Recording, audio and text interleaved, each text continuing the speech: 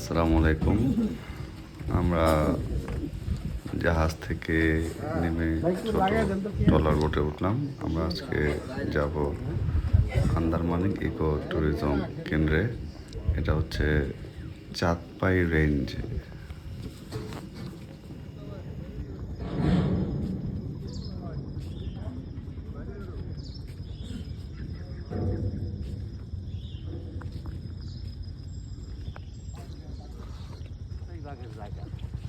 হ্যাঁ, এটা রাজ্য কোন জায়গায় আছে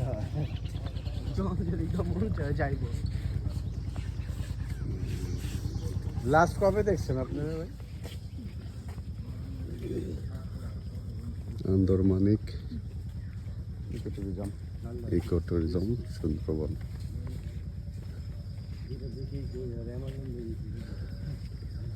শুনশান নীরব, অক্সিজেনে ভরপুর একটা জায়গা।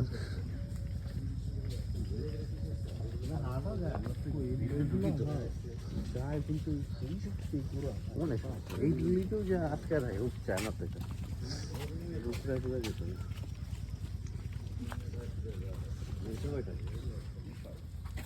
হ্যাঁ, এই জায়গা একদম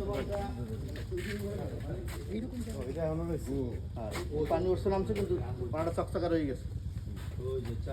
গত রবিবারে আগের পায়ের ছাপ। এই সামনেটা বেশি আছে এখানে। এরপরে আপনি যদি হিরান পয়েন্ট বা ওদিকে যান সাতক্ষীরায়, কোথাও সুন্দরী গাছ পাবেন না। ওখানে লবণ পানি, ওখানে গরান বন।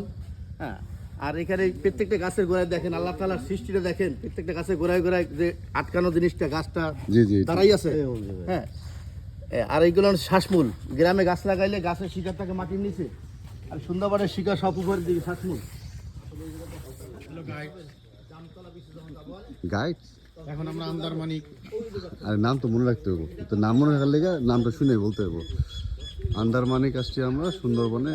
এই দেখেন গোলপাতা গাছ, এটা খুবই একটু পরপরই চোখে পড়ছে, সেই জন্য বারবার দেখানোর চেষ্টা করতেছি। এগুলোর নাম যাই যাই হোক, আপনার গোল করে নেবেন। আমার নাম হ্যাঁ, Zia Rahman Mallick, LLB, life long bachelor.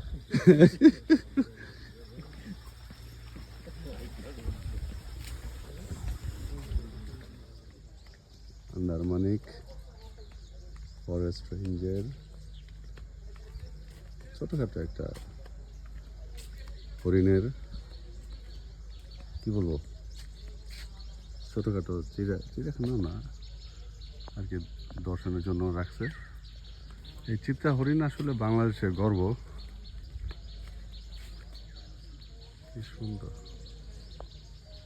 মাশাআল্লাহ।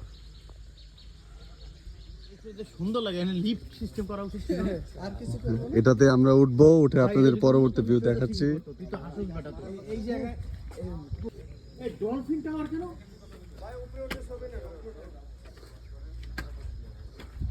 Look at the view. It's really great. হ্যাঁ, একবারে টপ ফ্লোরে চলে আসছি আমরা। সুন্দরবনের আন্দারমানিক স্পট। এখানে বাঘ প্রায় দেখা যায় সৌভাগ্য হলে।